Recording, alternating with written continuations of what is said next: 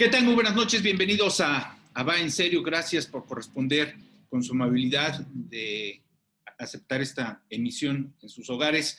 Hoy vamos a tener un programa verdaderamente importante, tiene que ver con el rediseño del espacio aéreo, que me parece, y nos parece a muchos, es una imposición. Es decir, nos llaman asambleas callejeras, asambleas levantadedos en plazas públicas, para preguntarnos si estamos de acuerdo con la reforma energética, si le borramos las comas a la reforma educativa, pero no nos preguntan sobre el espacio aéreo que nos afecta y nos afecta mucho. Mire, no quiero ser ave de mal agüero, pero ya vemos lo que ocurrió en el metro, esta tragedia en la línea 12. Bueno, pues imagínense lo que puede ocurrir si dos aviones impactan sobre el espacio aéreo de la Ciudad de México y que al parecer esto estuvo a punto de ocurrir. Por eso vamos a platicar ahora con el capitán piloto aviador Manuel Blancas y con María Larriba, quien es experta en accidentes aéreos y, por cierto, una de las mujeres internacionalmente reconocidas más competentes como controlador de tráfico aéreo. Va a estar muy interesante la conversación y va a estar conmigo en la coconducción de este espacio por saber del tema y por el interés que despierta José Monroy Sorribas, nuestro francotirador. Por supuesto, estarán con nosotros la gama de colaboradores que usted y conoce bien aquí en Va en Serio. Así es que empezamos.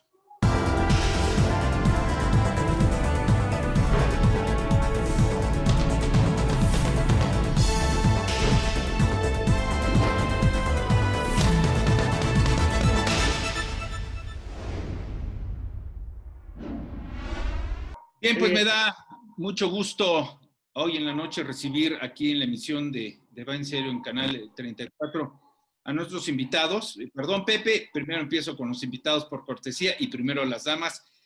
María Larriba, ¿cómo estás? Muchas gracias por aceptar esta plática. Mucho gusto de estar aquí con ustedes. Una experta en accidentes aéreos por el tema que vamos a tratar es fundamental y además controladora de tránsito aéreo. Y me da mucho gusto al capitán piloto aviador Manuel Blancas. Comandante, qué gusto, ¿cómo estás? Muy bien, muy buenas noches. Muchas gracias, don Carlos, y muy buenas noches a todo el auditorio también. Horas de enorme experiencia en vuelos que, bueno, se van a traducir en esta plática. Y, por supuesto, nuestro francotirador José Monroy Sorribas. Pepe. Carlos, buenas noches. Me da mucho gusto estar contigo en esta maravillosa emisión, compartiendo con Manuel, con María, expertos en el tema de la aviación, del tema de arriba, del cielo, del espacio, de las rutas, y creo que va a ser un programa verdaderamente importante. Vamos a escuchar tu primer disparo, Pepe, para introducir el tema, porque prácticamente nos dieron, como dice, ya sabes quién, el sabadazo, y nos avisaron de un día a otro que había un rediseño del espacio aéreo. Se intuye, percibimos que tiene que ver con el capricho de Santa Lucía, tiene que ver con el aeropuerto de Toluca, ya casi inservible, tiene que ver con el aeropuerto de la Ciudad de México, y ya hay la enorme sospecha, hay algunos documentos y hay quienes aseguran que pudo haberse dado un percance, es decir, el choque de dos aviones sobre el espacio aéreo de la Ciudad de México al implementarse este rediseño del espacio aéreo. ¿Era necesario? ¿No era necesario? Danos tu primer apunte, Pepe.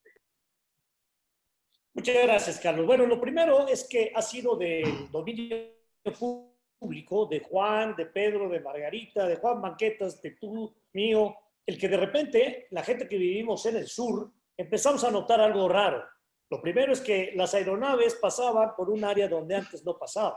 Yo recuerdo que generalmente el World Trade Center de la Ciudad de México era como un punto de referencia y ahí más o menos como que se hacía un quiebre y se enfilaban a la pista de aterrizaje. Hoy la sorpresa es que colonias como el Pedregal, etcétera, la zona de Ciudad Universitaria, etcétera, hacen, por ejemplo, que a las 4:30, 5 de la mañana pase una aeronave verdaderamente grandota. Lo que empezó como algo aparentemente trivial, parece ser, Carlos, que se convirtió en un tema verdaderamente delicado. Uno de los ex líderes del Sindicato de Controladores Aéreos manifestó en algunos programas de televisión y de radio importantes que varias veces estuvo en la posibilidad de un alcance. Esto es un verdadero problema grave, delicado, muy serio. Por eso me parece que la posibilidad de tener a dos expertos en el tema del espacio aéreo, uno, María, como controladora, que es un mérito extraordinario, esa área de tensión, de presión, de control, porque los pilotos dicen pues, que creen en Dios, pero se persignan en la foto de los controladores aéreos, que son los que los suben y los bajan. Y tener del otro lado a Manuel, comandante, capitán, con la experiencia que ha tenido, un mexicano con historia de éxito, trabajando en las líneas coreanas, que son tan exigentes, tan perfeccionistas, creo que le da un realce importante. Por eso me atrevería, Carlos, como que a formular un abanico, un ramillete de primeras preguntas para que, si estás de acuerdo, tanto Manuel como María nos puedan auxiliar. La primera gran pregunta es, o sea, ¿quién regula en el espacio aéreo? ¿Quién es la autoridad encargada de decir, aquí hay semáforo, aquí hay carretera, aquí hay baches, aquí hay tiempos? Sí, es como la primera. La segunda, que va relacionado con ello, obviamente, es quién rediseñó el espacio aéreo para nuevas rutas. Y ahí, de la mano, saber si estamos preparados o, como se dice, estamos en el riesgo de un posible, que sería terrible, lamentabilísimo accidente aéreo. Antes de que... Adelante, María. Antes de que nos den respuesta, yo quisiera añadir, con todo respeto, Pepe, que a mí no me preocuparía tanto colonias como el Pedregal, no porque sean fifís o conservadoras o neoliberales, porque ahora nos etiquetan por todo. Me preocupa que pasa sobre Ciudad Universitaria, que diario acumula una población mayor que la de Cuernavaca. Correcto. Me preocupa San Fernando, que es una zona de hospitales. Me preocupa la cadena de montañas que tenemos en el sur, como el Ajusco, como los Dinamos. Me preocupa que estas aeronaves ahora pasan por el Estadio Azteca, pasan por el Estadio Ciudad Universitaria, pasan por el Estadio Azul, zonas de alta densidad poblacional. Y aquí, perdón, pero no vamos a etiquetar si son chairos, son fifís, o son de izquierda, o son de derecha, son seres humanos. Y un colapso como el que ya vimos en el metro, con una tragedia aérea por improvisación, me parece gravísimo. Comandante Manuel, te escuchamos. Tu primera apreciación. ¿Quién regula y por qué se dio este sabadazo? Muchas gracias. Muy buenas noches nuevamente. ¿Quién regula? La Secretaría de Comunicaciones y Transportes, a través de la Agencia Federal de Aviación Civil. Son las entidades, dijéramos, que regulan toda la normatividad sobre las actividades del transporte aéreo, en este caso. A través de un órgano desconcentrado de servicio que se llama Servicios a la Navegación en el Espacio Aéreo Mexicano, o CNEAM, es el organismo encargado de aprovisionar el servicio de tránsito aéreo en nuestro país, ¿verdad? Entonces, la entidad rectora, dijéramos, la extensión que tiene la Secretaría de Comunicaciones y Transportes sobre el entorno aeronáutico es la Agencia Federal de Aviación Civil, recientemente creada hace un par de años, y es la, dijéramos, la entidad, la autoridad reglamentaria a nivel nacional en todo lo que toca o en todo lo que tiene que ver con la aviación. A ver, ¿qué tan importante es esta determinación de cambiar el diseño del espacio aéreo, digamos, los corredores por donde ingresan los aviones, María? Porque ya sabemos que en el Aeropuerto Internacional de la Ciudad de México había saturación de vuelos y muchos de ellos tenían que dar vueltas y vueltas a la Ciudad de México antes de aterrizar. Platícanos qué está pasando, porque se habla mucho de que pudo haber un alcance hace unos días entre dos aviones, y además, ¿qué tiene que ver el aeropuerto de Santa Lucía en todo esto? Bueno, vamos por partes. Este asunto empieza a principios de este sexenio, cuando se toma la determinación de cancelar el proyecto Texcoco, y el gobierno toma la determinación de construir un aeropuerto civil en la base militar de Santa Lucía. Bueno, ese es el antecedente. Ahora, en esa época hubo foros, entrevistas y reportajes sobre este asunto, y la mayoría de los especialistas sugerimos y dijimos que no era la decisión adecuada Santa Lucía. ¿Por qué? Pues porque tiene 40 años estudiándose esa opción. En estos 40 años, cada vez que se satura el Aeropuerto Internacional de la Ciudad de México, se han hecho los estudios pertinentes para ver cuál es la solución. Así es como se llegó a Texcoco. Sin embargo, ahora por razones políticas se cancela Texcoco y deciden promover Santa Lucía. Y entonces los expertos que no estábamos de acuerdo con eso han sido removidos de los puestos de gobierno y han llegado otras gentes que tienen la línea gubernamental de hacer que esto de Santa Lucía funcione. Ahora, Obviamente hay la experiencia para hacer que funcione, pero de eso a que sea eficiente son dos cosas muy diferentes. Entonces, ¿qué ocurre? Bueno, pues que cambian los funcionarios en servicios a la navegación en el espacio aéreo mexicano, pues con la línea de que hay que resolver lo de Santa Lucía. Hasta este momento no se ha resuelto, pero paralelo a eso había otro compromiso del gobierno de México de modernizar las rutas de vuelo a navegación satelital. ¿Qué significa eso? Que en lugar que haya un equipo instalado en tierra y que emita una señal para que las aeronaves puedan navegar, no haya necesidad de instalar nada en tierra y que con el apoyo de los sistemas satelitales se puedan establecer rutas más precisas. O sea, el beneficio aeronáutico de la navegación satelital está allí, pero no tiene nada que ver con la interacción entre aeropuertos. Entonces, ¿qué ocurre? Bueno, pues que estos 2 años, CENEAM ha estado trabajando en ver cómo se distribuiría el espacio aéreo en caso de que Santa Lucía operara, y también este compromiso de la navegación satelital, y esto los lleva a ellos a tomar la determinación de diseñar el espacio aéreo nuevamente. Lo malo es que no se hizo siguiendo las reglas. O sea, hubo problemas serios en la implementación, primero de capacitación de la gente, segundo de simulación, de utilizar los simuladores para certificar lo que hicieron. Entonces, bueno, este rediseño es una imposición del gobierno y obviamente en el camino se están cometiendo errores. Pero el principal es que se están afectando otros sectores, como lo que estamos hablando del ruido, lo de las trayectorias más largas, lo de consumo mayor de combustible, para favorecer un aeropuerto que aún no existe. El avance aeronáutico de Santa Lucía es 0. Por lo tanto, no se justificaba este rediseño en este momento. A ver, vamos a hacer una pausa. A ver, María. Espérame, Pepe, vamos a hacer una pausa y regresamos. Esto es muy importante porque uno de los argumentos que se nos ha mostrado a la ciudadanía es precisamente el ahorro de tiempo y combustible.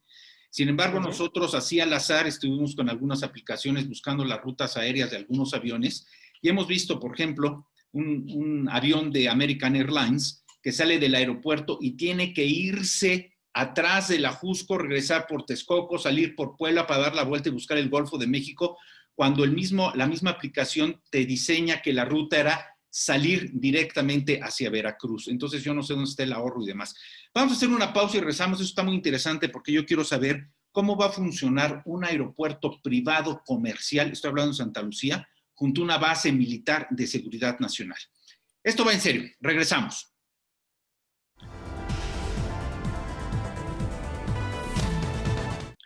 Muy bien, continuamos. Pepe Monroy, querías apuntar algo, dime. Sí, fíjate que me parece que lo que María está apuntando es realmente la flecha a la yugular. Es decir, hay opiniones de los expertos y de los conocedores que se han resistido. Y parece ser que aquí seguimos con esta cantaleta de que las cosas técnicas de especialistas se han resuelto con un criterio político. Ni va a haber el ahorro que dicen que va a haber. Y sí estamos en un riesgo severo, como lo acaba de decir María, con la experiencia que tiene, de que se opinó que Santa Lucía no es el hecho de echarlo a andar o volar, sino que no es funcional. Me decía Manuel el otro día, no vamos a ver jamás a un avión de Aeroméxico con 250 pasajeros aterrizando en Santa Lucía. ¿Por qué no? Puede ser una base militar para otros propósitos, pero fíjate, Carlos, que aquí creo que está tocando algo fundamental. Parece ser que no ha habido la capacitación adecuada en los simuladores y en algún avión que se usa como para la parte final, y me parece que eso sería oportunísimo, que Manuel nos pudiera dar una opinión. ¿Hay los simuladores? ¿Ha habido la capacitación? ¿O también estamos a la mexicana apostándole a la pericia de los pilotos para saber si pueden, ahora sí que, encontrar la ruta para bajar, Manuel? Gracias, José. En cuanto al tema que nos planteaba María, en relación a la capacitación, en principio me gustaría dividirlo en 2 formas. 1, al control de tránsito aéreo, a nuestros colegas, los controladores de tránsito aéreo. Antes de cualquier propósito de poner en operación un nuevo diseño de procedimientos, un nuevo sistema de tránsito aéreo sobre el espacio aéreo mexicano, debieron ellos indispensable, es inconmutable, debieron ellos haber practicado y haberse entrenado en los simuladores de tránsito aéreo, los cuales cuenta CENEAM con ellos, pero María ya nos precisará más adelante, porque estos simuladores, desafortunadamente, los que se encuentran en México de control de tránsito aéreo, insisto, control de tránsito aéreo, están fuera de servicio. ¿Ok? Entonces, eso es muy delicado, muy delicado. Creo que María puntualizará entonces quién en nivel de simulación, porque esto antes de cualquier operación en la vida real, no se trata de ensayo y error, porque las cosas son muy delicadas. Hablar de aviación es un tema muy delicado. Pero antes de llevarlo a la práctica, a la operación real, debió ser entrenado el personal, el controlador en sí, quien va a tener esta responsabilidad, debió haber acudido a un entrenamiento específico sobre este rediseño y practicarlo en el simulador. Asimismo, antes también de que entre en operación todo este rediseño, y esto es aún más delicado, la autoridad aeronáutica, a través de la Secretaría de Comunicaciones y Transportes, nuevamente a través de la Agencia Federal de Aviación, AFAC, cuenta con un departamento de verificación aeronáutica, el cual está dotado de aeronaves que están sumamente equipadas para certificar, para evaluar y, dijéramos, aprobar en todo caso todo este nuevo rediseño.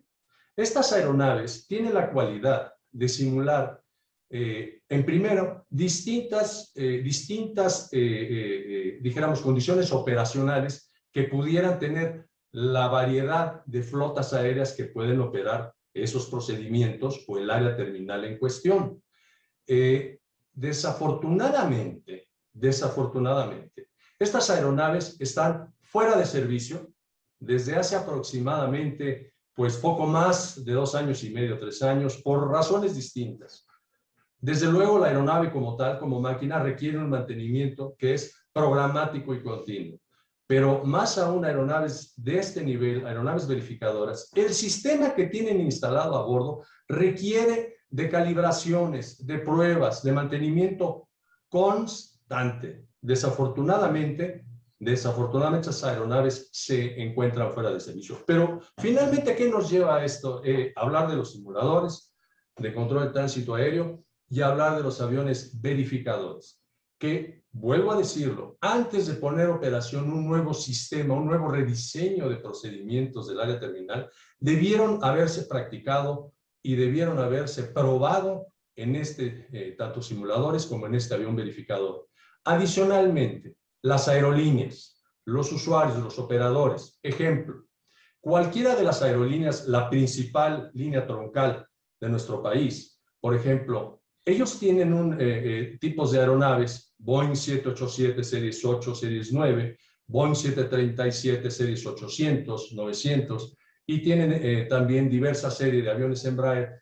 Esta empresa cuenta, desde luego, en su infraestructura de adiestramiento con los simuladores para ese tipo de aviones. De nada serviría una aerolínea en sus simuladores, no es la entidad legalmente como tal para aprobar estos procedimientos. Para eso está la autoridad, para eso está precisamente la verificación, para eso están los simuladores de tránsito aéreo. Entonces, el hecho de que una aerolínea pruebe sus simuladores, la operatividad de estos procedimientos, nuestros colegas, mis colegas pilotos aviadores aquí en México, yo estoy seguro, tanto en esta empresa troncal como aquellas empresas también de bajo costo o ultra bajo costo, también tienen su infraestructura de simuladores. Ellos también pueden volar, operar los procedimientos, pero vuelvo a subrayarlo, no son las entidades para certificar algo de esta envergadura. Bueno, la autoridad competente, el gobierno federal, dicho de manera directa, tendría que explicarnos por qué los simuladores y estos aviones verificadores no están en funcionamiento, cuáles son las razones. Pero la pregunta concreta, María, ¿es verdad que hubo la posibilidad de un percance, de un accidente sobre la Ciudad de México y que estaba promovido, si me permites el término, porque los controladores aéreos no tenían la información necesaria para orientar a los aviones al corredor que los llevaría al aeropuerto internacional? Lo que ocurre es lo siguiente. Yo siento que estos incidentes, que sí son reales, ocurrieron por la falta de experiencia en la aplicación de los nuevos procedimientos. ¿Qué ocurre? Bueno, es que, a ver, un piloto, ¿cómo va a reaccionar en una emergencia si no la tiene todos los días? Pues practicándola en un simulador. Un controlador que tenga un cambio de pista, o sea, que la torre le diga que hay que cambiar de pista porque el viento cambió, esa es una dinámica donde yo tengo que mover los aviones dentro de un espacio totalmente del otro lado. ¿Cómo practico eso? A la hora que se presenta, tengo que traer la práctica del simulador.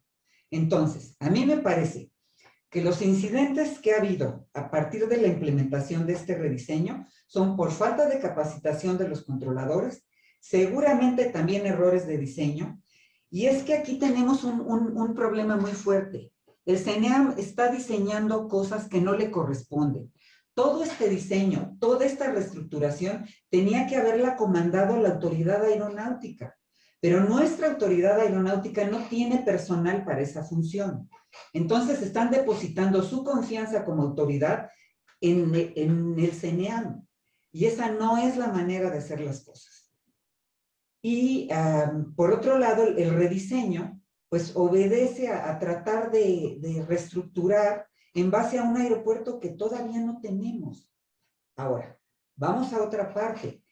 Los procedimientos anteriores los hemos usado 30 años sin incidentes graves de seguridad. Entonces, si cambiamos los métodos o la forma de trabajar y empieza a haber incidentes, eso quiere decir que hay ahí un problema de seguridad y que necesitamos analizar qué está ocurriendo. Ahora, en cuanto a los incidentes, hay quien dice que no existen, pero eso está ocurriendo porque CENEAM es juez y parte en los incidentes de tránsito aéreo. Ellos tienen las grabaciones de video, las grabaciones de las frecuencias de control y las grabaciones del radar. Entonces, ellos tienen todos los recursos para ocultar o exhibir esa información inherente a un incidente. Lo que sucede aquí es que se filtró a la prensa la información, pero sí son incidentes reales. Muy bien, pues vamos a una pausa. Ahora voy entendiendo, Pepe, a mí me decían cómo explicar el sueldo que ganan los pilotos. Mira, estoy frente a un comandante de aeronave. Me decían, ¿cómo explicar el sueldo que ganan los pilotos? Es que no les pagamos porque sepan volar 8 horas de un continente a otro. Les pagamos precisamente para saber qué hacer en 3 minutos de crisis. ¿Cómo van a resolver el problema de un desplome de avión, de un cambio meteorológico? Por eso les pagamos, no por el trayecto largo, sino por salvar la vida en 3 minutos. Esto está muy interesante. Va en serio, volvemos.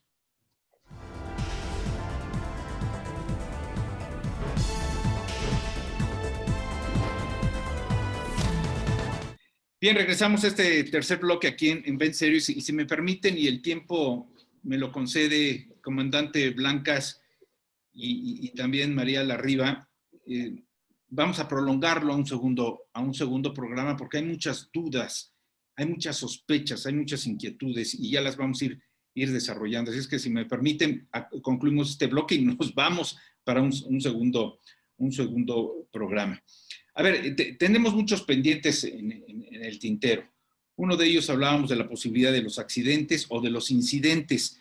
Hay cuestiones técnicas, comandante, muy claras que especifican cuál es la diferencia entre accidente e incidente. No nada más es por un populismo, una improvisación, una demagogia, soltarlo al aire, decirlo en un discurso. ¿Me puedes decir técnica, aeronáuticamente, cuál es la diferencia entre accidente e incidente? Por supuesto. Estas definiciones que voy a leer vienen del anexo 13 de la Organización de Aviación Civil Internacional en el capítulo 1, definiciones, y son por sí mismas claras. Permítanme entonces, voy a leer accidente. Todo suceso relacionado con la utilización de una aeronave que ocurre dentro del periodo comprendido entre el momento en que una persona entra a bordo de la aeronave con intención de realizar un vuelo y el momento en que todas las personas han desembarcado, durante el cual a cualquier persona sufra lesiones mortales o graves a consecuencia de hallarse en la aeronave, por contacto directo con cualquier parte de la aeronave, incluso las partes que se hayan desprendido de la aeronave, o por exposición directa al chorro de un reactor. B. La aeronave sufre daños o roturas estructurales que afectan adversamente su resistencia estructural, su performance o sus características de vuelo y que normalmente exigen una reparación importante o el recambio del componente afectado. Y la última, el inciso C, la aeronave desaparece o es totalmente inaccesible. Esta es una definición textual, texto, del capítulo primero, accidentes. Procedo a leer lo que es un incidente dentro del mismo documento. Incidente. Todo suceso relacionado en la utilización de una aeronave que no llegue a ser accidente, que afecta o pueda afectar la seguridad de las operaciones. Punto. El siguiente inciso habla de incidente grave, pero ahí habla de lesiones que pudieran ser sujetas de hospitalización, duración hasta 45 días, que no genere incapacidad, etc.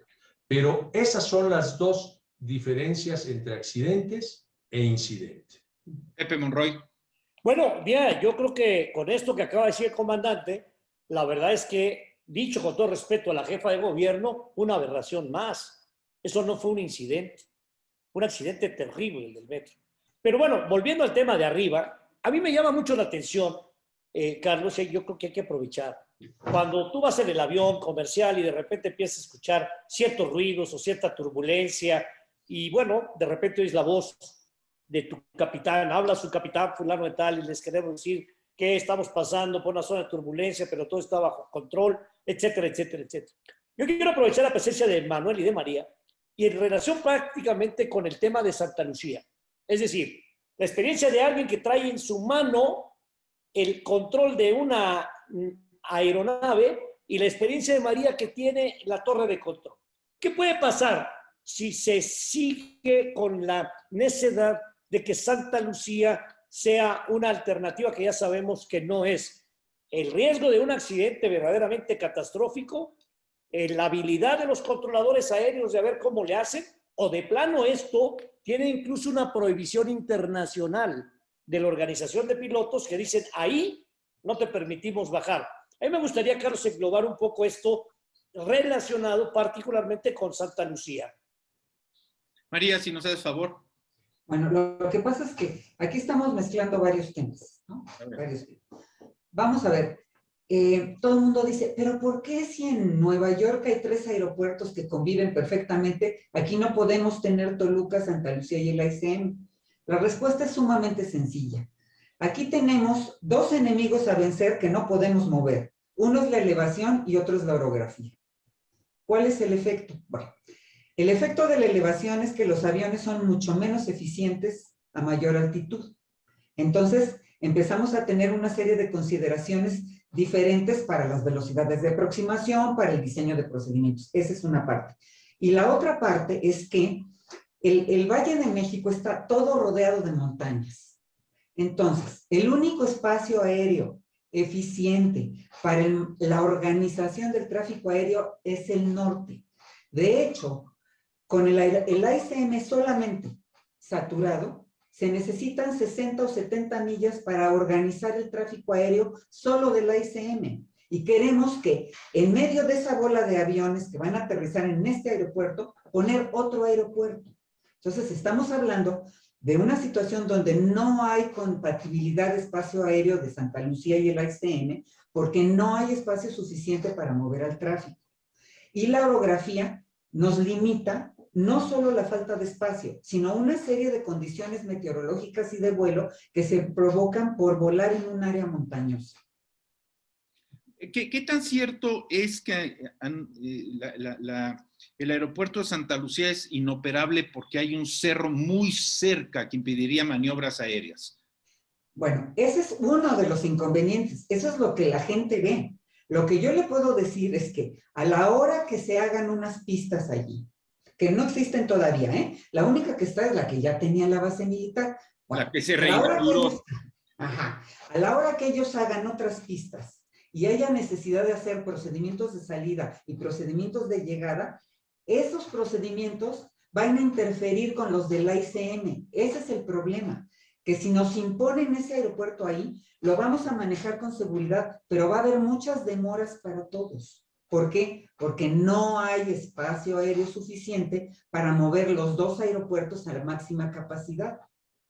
Esto nos obliga a preguntarle tanto al comandante Manuel como a María, ¿cómo es posible que pueda operar un aeropuerto de seguridad nacional militar, de donde despegan ahí las naves enormes, los Hércules, los F-14, y además que operan el plan DN3? ¿Cómo podría operar eso con un aeropuerto comercial? Es decir, no entiendo, es como, perdón por el burdo ejemplo, como si en la bahía de Acapulco, en la base militar naval de Cacos, metiéramos los yates que están del otro lado, que son los de diversión. ¿Cómo va a operar esto? No acabo de entender. Es decir, no se nos permite como civiles acercarnos por estrategia a instalaciones militares, pero aquí los aviones van a compartir espacio, cuando haya una emergencia van a suspender la operación comercial. ¿Cómo va a operar Santa Lucía? Lo que ocurre es, mientras ha estado la base militar ahí, es perfectamente manejable. ¿Por qué? Porque las funciones de ellos no son comerciales, son de operación de la Secretaría de la Defensa. Entonces ellos tienen mucho menos operaciones que un aeropuerto civil y unas reglas diferentes. ¿Cómo opera en este momento? Bueno, pues tenemos comunicación con la base militar, ellos quieren sacar alguna aeronave por cualquier propósito, seguridad, adiestramiento, lo que sea, y nosotros a ese avión que despega de la base militar lo separamos del tráfico civil y lo llevamos al destino, a donde vaya. Pero el número de operaciones no tiene nada que ver con un aeropuerto civil operado a máxima capacidad. Ahora, esa es una gran pregunta. Muy pocos aeropuertos en el mundo conviven civil y militar. Realmente los únicos que lo hacen son los chinos y es un problema porque el tráfico militar tiene prioridad sobre el civil. Claro. Y entonces las reglas ahí son muy confusas. Tiene que decidirse quién va a ser la autoridad. O sea, si va a ser un avión, un aeropuerto militar o un aeropuerto civil. Pero la mezcla con distintas reglas obviamente es muy peligrosa. A ver, No quiero que ocurra. El comandante levanta el dedo, creo que quiere aportar algo, pero déjame, Claro. comandante, sumar algo que me parece fundamental, porque ante una tragedia que se pueda presentar, que ya las hemos vivido en el país, como un sismo, como una explosión y demás, se debería de dar prioridad a pues, una aeronave militar para el plan DN3. La pregunta es, ¿y qué va a pasar con las líneas comerciales si es que aterrizan en Santa Lucía? ¿Las van a tener que desviar? ¿A dónde? Tengo entendido que el aeropuerto de Toluca es imposible por las condiciones meteorológicas y de altitud y no sé qué, que no permite aviones pesados, grandes, jumbos, pues. ¿Qué va a pasar con el Aeropuerto Internacional de la Ciudad de México? ¿Será el sustituto o los mandarán a Veracruz o a Acapulco, a donde se les ocurra? ¿Qué va a pasar, comandante? Levantaste la mano, venga. Gracias, Carlos. En principio, la base aérea militar número 1 de Santa Lucía es la base más importante con la que cuentan nuestro país, nuestro gobierno y las Fuerzas Armadas. Es una base estratégica por diversas razones. En esta misma instalación militar, para empezar, hay una autoridad máxima que es un mando jurisdiccional, un mando territorial, que es el comandante de la base. Un comandante de base tiene nivel o jurisdicción como los comandantes de las zonas militares, dijéramos. Una es esa parte, la autoridad jurisdiccional, dijéramos, de la base. Segunda, la autoridad operativa de la base, que, por ejemplo, dada la importancia de Santa Lucía, aloja toda la infraestructura de la primera ala de combate, que agrupa una serie de infraestructura, aeronaves, personal, instalaciones, etcétera, que también tienen un comandante. Entonces, me pregunto entonces, teniendo un mando jurisdiccional, un mando territorial y un mando operativo, ambos militares, un aeropuerto civil también tiene un comandante de aeropuerto. Entonces, Es un cuestionamiento importante ahí. ¿Quién manda? Si no hay operación militar, ¿es el comandante del aeropuerto el que tiene la jurisdicción? Uno. Otra. Para construir un aeropuerto civil, existe también un documento que norma todo ese proceso, que es el anexo 14 también de OASI. Y en el caso de que vaya a interactuar, como es en este sentido, esta apuesta, permítanme, porque después justificaré por qué digo una apuesta, de un aeropuerto con uso, un aeropuerto con uso de característica civil, con un aeropuerto de uso militar. Si queremos generar operaciones civiles en este sitio, para empezar, todo diseño de infraestructura aeroportuaria se entienden pistas, calles de rodaje, calles de rodaje de salidas de las pistas, plataformas. Todo el conglomerado de infraestructura debe normar el diseño y los parámetros civiles establecidos en el anexo 14. Más aún, para la operación de las aeronaves civiles, lo que tiene que ver con el espacio aéreo también lo norma otros documentos, precisamente para la implementación de los procedimientos aeronáuticos que van a abastecer o que van a permitir la operación civil en ese aeropuerto. Oye, ya lo decía, pero permíteme, tenemos que ya concluir por cuestión de tiempo, pero por eso me permití desafiarlos para que nos acompañen en el próximo programa, porque esto está más que interesante, muy, muy importante. Yo quiero agradecerte, comandante Manuel Blancas y María Larriba, en esta ocasión, en este primer programa, estar con nosotros. Pepe, muchas gracias. Nos encontramos la próxima semana. Muchas gracias. Buenas noches, María, Manuel. Muchas gracias. Estamos en comunicación.